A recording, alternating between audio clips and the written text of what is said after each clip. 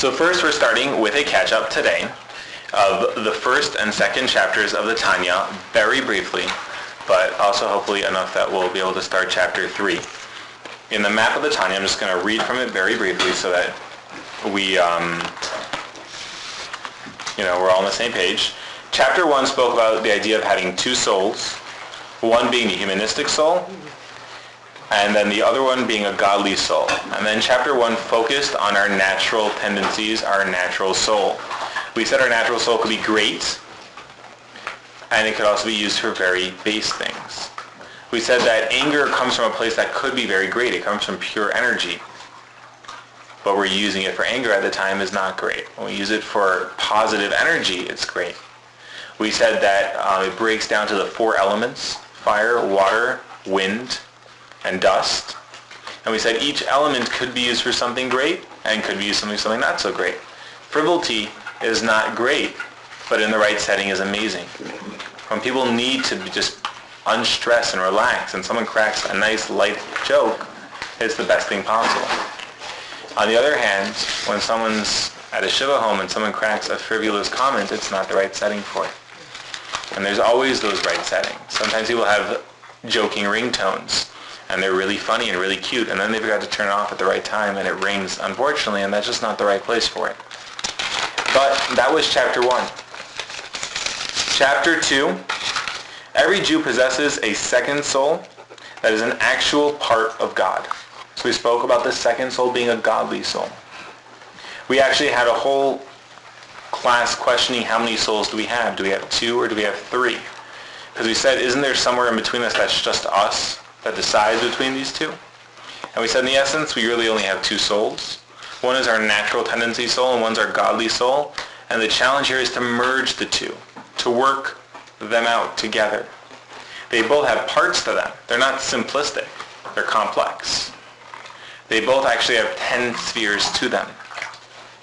3 intellectual and 7 emotional, which we're going to get to soon. In the second chapter, with this godly soul, this piece of God, he spoke about a couple examples of how it works, similar to the idea of breath. Breath comes from the essence and it goes out, and it says God breathed into Adam. What did he breathe in? He breathed in the soul. The soul is the essence of God. Just like when you blow out really strongly, you're winded, so too with a godly soul. That's where godly soul comes from. It comes from the world of thought. We say there's 3 realms: thought, speech, and action. We said that the godly soul comes from the world of thought. Thought is the essence, the depth, the true depth. When someone does an action, we don't know what thoughts are behind that action. When someone speaks, it's still removed from the person. Something that a lot of times we speak and we're mismessaged. It was misinterpreted. With thought, it doesn't work that way. If we could, I merge our minds, there would be no miscommunication. It would be complete unity, because thoughts aren't misconstrued. Thoughts are exactly what we're thinking. Words aren't always exactly what we're thinking. Actions don't always display what we're thinking. In thought itself, we even went into the idea that there's 2 realms. There's external thought and internal thought. Sometimes externally we're not thinking what deep inside we're really thinking. And we said that this soul comes from internal levels of thought. So that was the idea of the 2 souls. And chapter 3 is really where we left off. So we're not reviewing all that. I'm just giving a quick review. So did we finish chapter 2? We finished chapter 2 and we're up to the start of chapter 3. Chapter 3, very briefly, goes through the 10 faculties. That's what it's going to cover. The 10 faculties we've spoken about a lot in different classes, different ideas. We hear it all the time. It's very Kabbalistic terms. 10 spheres, 10 faculties. We know there are 3 intellectual. We know there's 7 emotional. We sort of get it. We sort of don't. And really what's going to happen, hopefully through chapter 3 and further on, we're going to break these things apart and understand them, internalize them, and relate to them. The goal here of the Tanya is that in the first few chapters, specifically the first 8 chapters, we come to understand our internal framework to start to figure out, now that we get it, how can we change it? How can we alter it? What can we do with this knowledge? In other words, we came in here wanting to know how can we better ourselves. And the first question asked is, do we really know ourselves? So now we're spending 8 chapters identifying with who we are, and then we're going to try to play with that framework, work with that framework. So right now we're just trying to get to know who we are, and now that we've identified there's a human soul and a godly soul, well, what makes these things up? There's 10 spheres, there's 10 parts. And that's what we're going to start identifying with. Are you going to write like a study guide or like an outline? We're going to do questions at the end. All right. And we're going to try to understand. We always say these words, chachma, bina, dat, and we always give English terms to them. And then we always say, yeah, I get it, but I don't know if that really fits. And what we're going to try to do is really understand these things. So the first thing I want to do today is actually covered in this book briefly on page 100, but I want to go a little bit more into detail. It says that it's subdivided into 2 categories, namely 3 matrices and 7 multiples. Now, if you don't have the book, you don't need the book. I'm just telling you where it is. There's 3 intellectual spheres and 7 emotional spheres. And I want to differentiate between those 2 today. That's what I'll focus on. I want to say what's the difference between the intellectual world and the emotional worlds. Now, we know practically what the difference is. Intellectual is a world of away difference from emotions. A lot of things make sense until they're our kids, or until they're our parents, or until they're our loved ones. And that is really what the difference is going to be. How do we divide that? And they give a very interesting example. This example speaks out to me very much. In this paragraph, they say it briefly, and I just want to highlight it so that we know it. It says that the 3 intellectuals can be identified with 3 letters from the Hebrew alphabet. The Aleph, the Mem, and the Shin. And if you think about that for a second, the Aleph is the first letter in the alphabet, Mem is the middle letter of the alphabet, and Shin is the second to last letter of the alphabet. What they're saying is that intellect in essence is something that's in the beginning, middle, and end of everything. You can ask why the second to last, we'll get to that soon. But in essence, intellect has a running stream through everything. There's always intellect. It doesn't always match up to what we would like it to. And we'll go further into why those are the 3 letters. But then, we can identify emotions with 7 letters. And he gives examples. And the letters they give are all double letters. And I'm going to explain this. The letters they give are Beis, Gimel, Daled, Kaf, Pei, Resh, and Taf. There's 7 letters there. And they're all considered double letters. Why? Because all of those letters have 2 sounds. We know that there are multiple sounds for some letters. For example, you have Beis, or Bet, and Beis.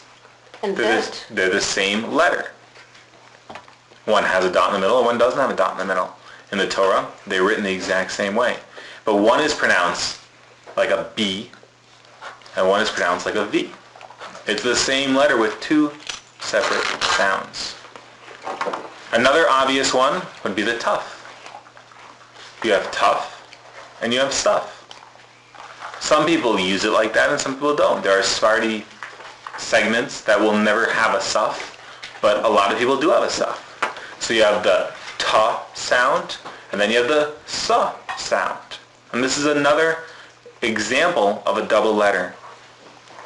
We could go on. You have the pei, and you have the fei. The pa sound and the fa sound. And they're both the same letter. And interestingly enough, it never really crosses anyone's mind, how do you get that? Like, where did that start? We had one alphabet. You don't have like 2 sounds for A. Like, there's an argument how you pronounce A. You have no English letter like that, where there's, no, you say the B like a B. No, it's not a B. It's like a S sound. You don't have that because you have an S. But in Hebrew, we have letters like that. If you have people always say, how do you pronounce, is it Birchas Hamazon or is it Birchat Hamazon? Where do you have that argument except in the Hebrew alphabet? And that's because both letters are true. In other words, both sounds are really what the letter is. And we're going to get to that in a second. Haskell, please call 240. Haskell, now the question is, let's take Gimel for a second. There's only one way we all know to pronounce Gimel, the Gimel sound. So actually, dating back into, I think it was Spain, there's actually the G sound, which is what we're used to, the Gimel, and the J sound, the J sound, was identified with the Gimel. So there was actually a G and a j. So you also have those. It's not around anymore. No one says j anymore, but that letter is there.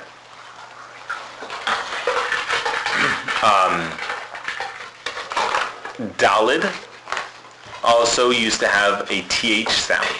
So you had the duh sound or the th sound. Again, I've not seen that today.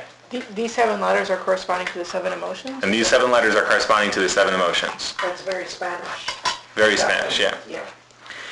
The kaf and the resh, if I remember correctly, it's just written that they had 2 sounds. We're not even sure what the 2 sounds are. The huff? The kaf. Oh, no, sorry, the kaf we know. Sorry, you're right. Kaf is kaf and chaf. You have that too. Kaf and chaf. You have with the dot, without the dot. But the resh is written that we don't, there was a second sound, but we don't have it down anymore. So what you have is, we're going to do questions in a minute. What you have is you have the 3 intellectual, which we know is the first, middle, and end. We'll get to that soon. Then you have the 7 emotional, identified with these 7 double letters, which you just briefly covered most of them, and identified that there really are double letters for each of them. And that's because this symbolizes what they are. In other words, when someone presents you with an intellectual idea, there's only one way to take the intellectual idea. As intellect. If someone presents to you a mathematical formula, when you get it, you're getting the intellect. When 5 plus 5, and you're sitting with that class of first graders or whatever level they're learning that at, and the kids get it, there's no different responses. The kids are all getting the exact same thing. 5 apples and 5 apples, I've got 10 apples.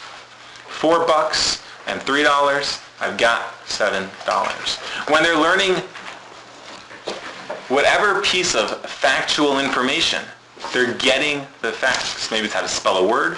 When they get it, they get it. And therefore there's only one way of getting it. But when you transfer into emotions, that's not true anymore. You don't have one way of getting an emotion. There's always multiple ways of receiving emotions.